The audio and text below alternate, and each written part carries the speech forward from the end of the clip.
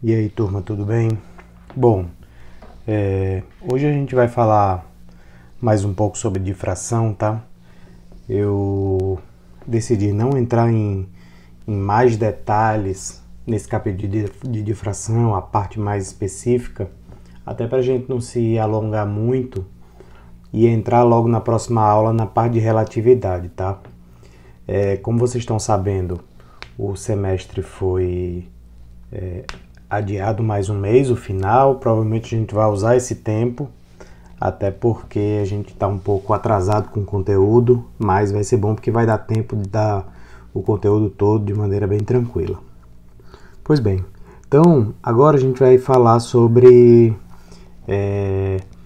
a posição das fendas escuras no processo de difração, tá?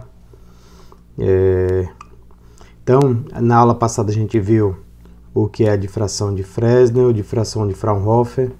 A gente viu que essa difração ela ocorre por causa da capacidade que as ondas possuem de contornar objetos, certo?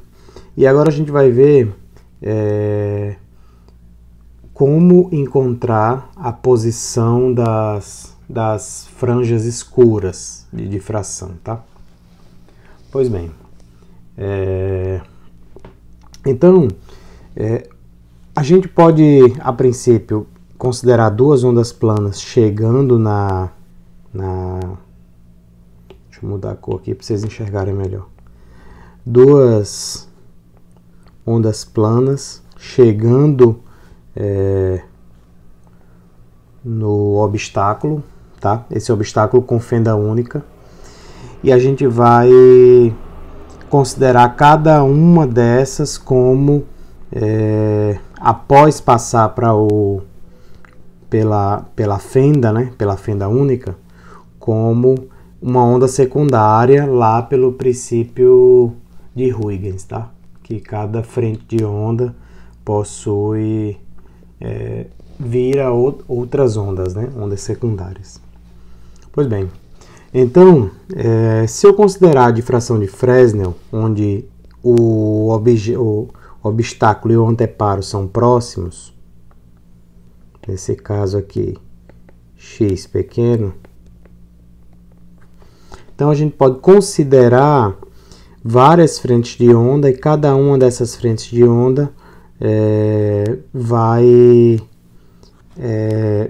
diferentes raios, sem serem paralelos, podem incidir em um ponto qualquer aí da tela ou do anteparo, tá? Já se eles estiverem muito longe, né? Se esse x aqui for muito grande,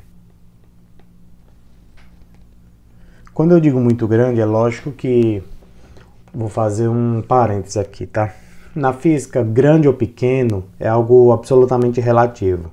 Então a gente pensa muito grande em relação a esse tamanho A, tá? Quando x é muito maior do que A. Então esses raios, eles vão na direção de P, mas eles vão paralelamente uns aos outros, tá? Então a gente pode considerar colocar uma lente convergente para que eles converjam no ponto P. Para que isso, professor?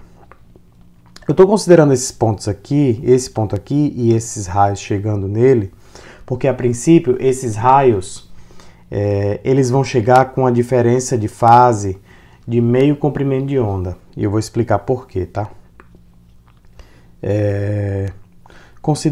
Se eu considerar nesse caso aqui, vocês estão vendo que x é muito maior do que A, então nós vamos ter aí uma difração de Fraunhofer, né? Mas se eu considerar que a diferença de caminho entre esses dois raios, 1 e 2, aqui, né? 1 e 2. Se eu considerar a diferença de caminho desses dois raios é A sobre 2 seno de θ, a diferença entre esse e esse é A sobre 2 seno de θ, e quando essa diferença de caminho vale lambda sobre 2, certo? Vale meio comprimento de onda, então essas duas ondas se cancelam. A um cancelamento. Logo, o que a gente vai ter aqui é uma franja escura de difração. Certo? Franja escura de difração. Pois bem, nesse caso, seno de θ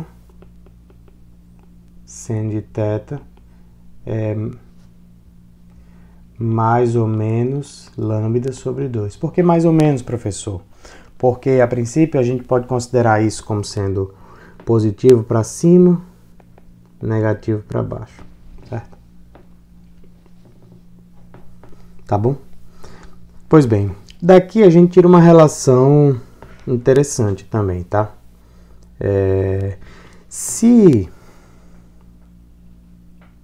Deixa eu escolher outra cor aqui. Se x é muito maior do que a, θ é muito pequeno, certo?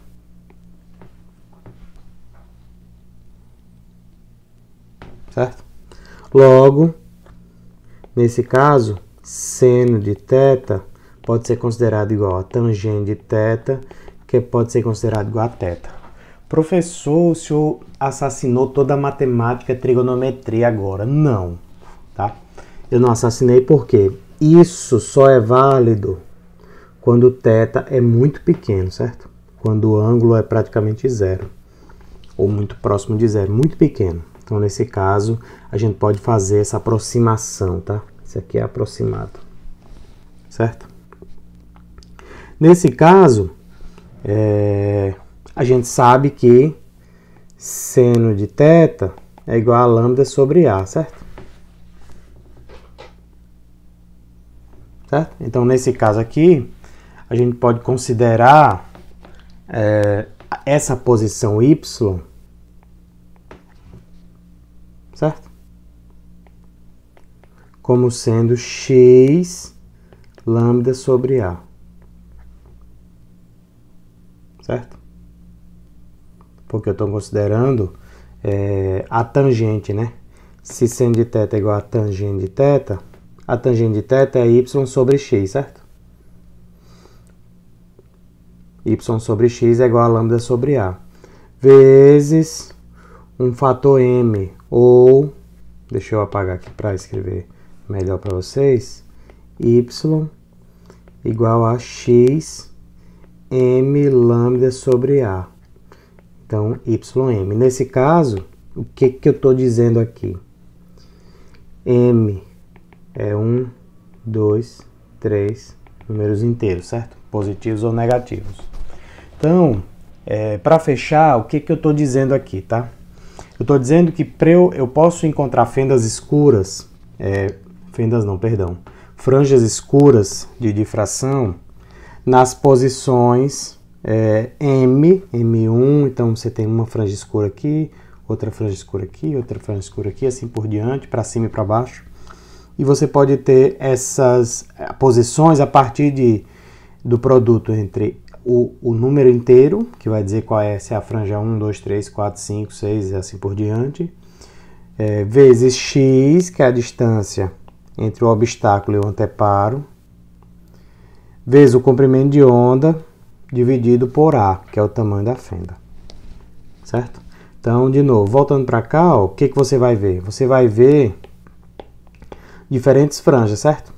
Uma clara e uma escura, uma clara e uma escura, uma clara e uma escura, uma clara e uma escura. Certo? E o que eu aprendi agora é a calcular essa distância aqui, ó. Y de 1, Y de 2, Y de 3 e assim por diante, certo? Das franjas escuras, que são essas aqui. Certo? Tá bom? Então, gente, eu acho que eu estou satisfeito. Eu acho que essa parte é a parte mais importante, essa parte de difração, tá? Existem algumas aplicações com relação a isso, em especial existe uma parte chamada rede de difração, quando você tem um conjunto grande de fendas paralelas, certo? Então cada uma delas vai permitir a passagem da luz, vai permitir a passagem da onda, e vai ter um conjunto de interferências construtivas e destrutivas aí, muito parecido com aquela questão que a gente viu na bolha de sabão, tá? E isso explica o porquê que deixa eu ver aqui se tem a foto, que um CD ele tem essas diferentes cores, tá? Na verdade, o que acontece? Quando a luz passa, porque o CD ele é um conjunto de ranhuras, né? Existem diferentes ranhuras aqui nesse CD, que é onde está gravada a informação, tá? Então, a partir dessas ranhuras, a luz passa pelo meio dessas ranhuras, certo? E elas podem sofrer, elas vão sofrer desvios, e essa luz que passa por essa rede de difração, ela vai ter interferências construtivas e destrutivas, fazendo com que você veja diferentes cores, muito parecido com aquela questão da bolha de sabão, tá? Então é difração porque a luz está passando pelo obstáculo dessas ranhuras, tá? Então por isso que a gente não trata isso quando fala de interferência, mas essa é uma das aplicações, tá? Existem outras aplicações na natureza, existem borboletas que possuem as asas com uma rede de difração também, e você vê cores cintilantes, então é bem interessante, tá bom? Mas eu estou satisfeito com essa parte de difração, eu acho que até aqui é um conteúdo bom para todos vocês verem, então assistam essa aula com bem calma, com bem paciência. Eu vou passar uma lista de exercícios dos capítulos de interferência e difração ainda essa semana, e semana que vem, segunda-feira, a gente começa a parte de relatividade, tá? Vai ser bem interessante. Bom, mais uma vez, obrigado pela atenção de todos, certo? Um excelente resto de semana para vocês, até a próxima.